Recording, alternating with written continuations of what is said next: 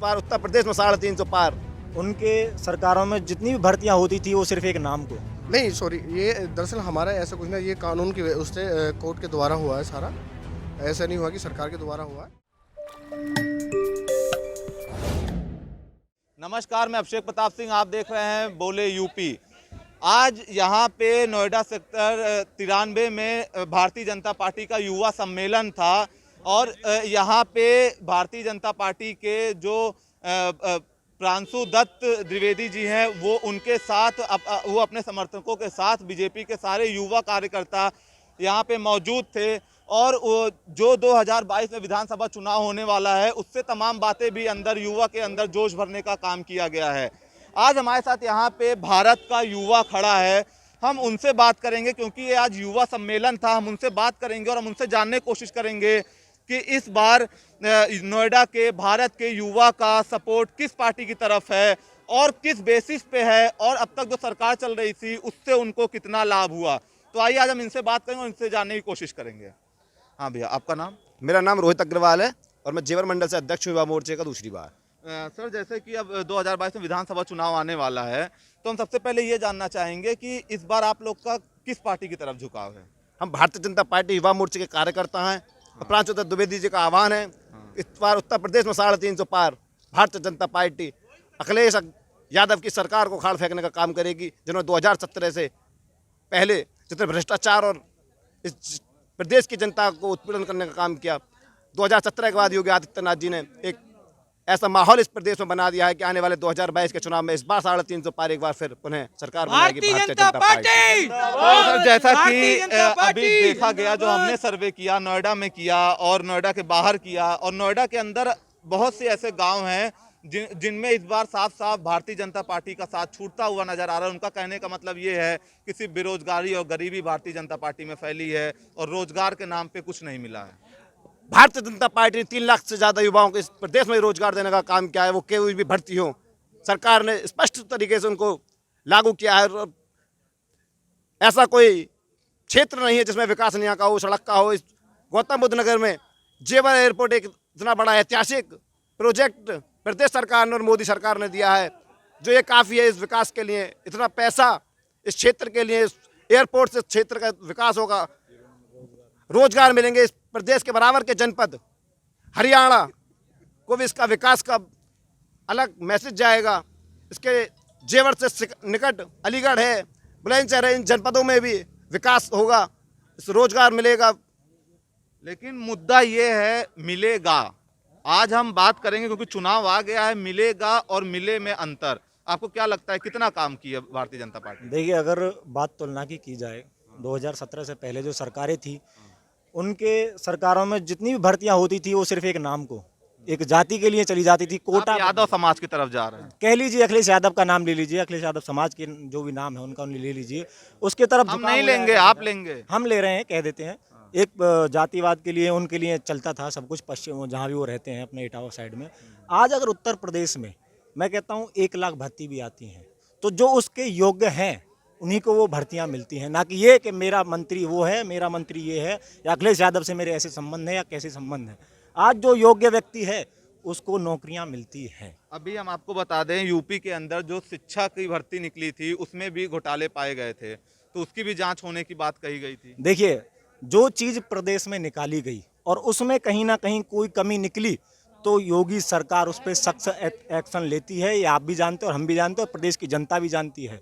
और आने वाले चुनावों में ये कोई संकोच नहीं है कि हम 2022 में कोई 1-2 सीटों का परिवर्तन भी हम देखने को नहीं मिलेगा हमें, जबकि बढ़त मिलेगी। 350 का पार जो हमारा नारा है युवा मोर्चा का, वो पूर्ण रूप से हमें सत्ता में दिखाई देगा। तो जैसा कि इन्होंने बताया 350 के पार का जो मुद्दा बताया है, तो हम उससे बात करेंगे कि 350 के पार के लिए, जैसे आप भी हमको इसमें कार्यक्रम में आए हुए नजर आ रहे हैं, तो आप आए भी हैं, हम ये जानना चाहेंगे कि आपको क्या लगता है युवा के लिए, जैसे आज युवा सम्मेलन था, तो युवा के लिए भारतीय जनता पार्टी कितना खड़ी होती है अपने वादे पे?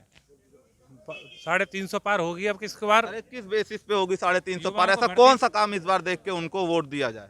युवाओं को भर्ती मिल रही है, धांधलेबाजी बिल्कुल खत्म है रही। कहाँ भर्ती मिल गई सरकार है? कहाँ भर्ती मिल गई भैया? मिल रही, यूपी में मिल रही है, हाँ बताइए, यूपी में भर्ती हुई है, वो बिल्कुल ना तो पैसा दे जा रहे कहीं कौन के। सी भर्ती हुई है? यूपी पुलिस में हुई भर्ती। किसमें? यूपी पुलिस में? हाँ, और और एयरपोर्ट में लगा जेवर में। हाँ। जेवर में जो विकास पहले- हुआ है, इसलिए हाँ। जेवर के विकास के ऊपर युवा मोर्चा को हाँ।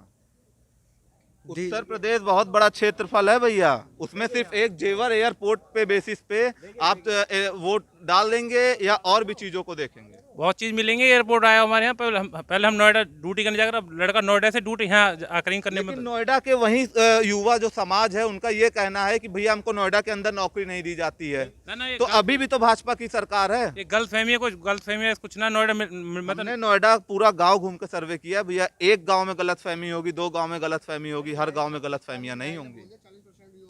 ना मिल रही है नौकरी 40%। हाँ, ड्यूटी हर जगह मिल रही है, बीवो में ओपो में हर जगह ड्यूटी मिल रही है मतलब।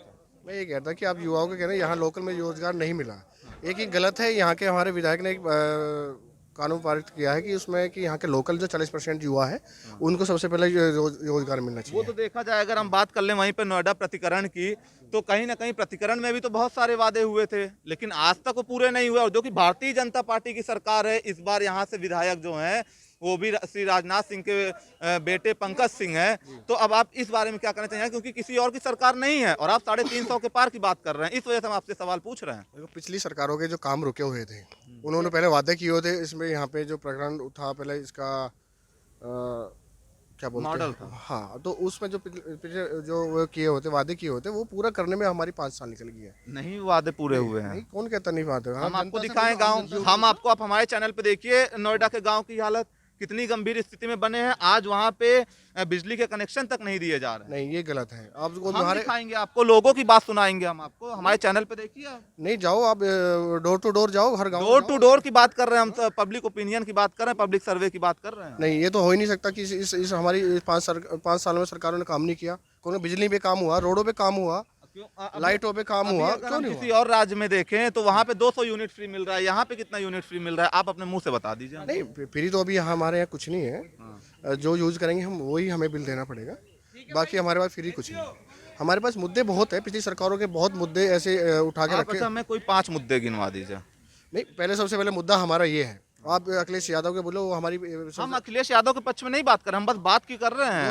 हम किसी पक्ष के बारे में नहीं, हम बस जो सरकार है हम उसके काम को लेके बात कर रहे हैं। नहीं, काम देखो, सबसे पहले तो हमारे सबसे पहले 500 साल पुराना जो मुद्दा था राम मंदिर का, वो हमारा क्लियर हो गया। अब एक मिनट, आप राम मंदिर का, श्री राम मंदिर का नाम लिया आपने, हम उस पे हम आपसे पूछना चाहेंगे कि पहली बार जब सरकार आई तो उसका कोई हल नहीं हुआ, जो कि केंद्र में भी बीजेपी थी, राज्य में भी बीजेपी थी। नहीं, फुल बहुमत से हमारी सरकार नहीं थी और सभी की सहमति थी। ये हमें जो कुछ ज्यादा नहीं, सॉरी, ये दरअसल हमारा ऐसा कुछ नहीं, ये कानून की उससे कोर्ट के द्वारा हुआ है सारा।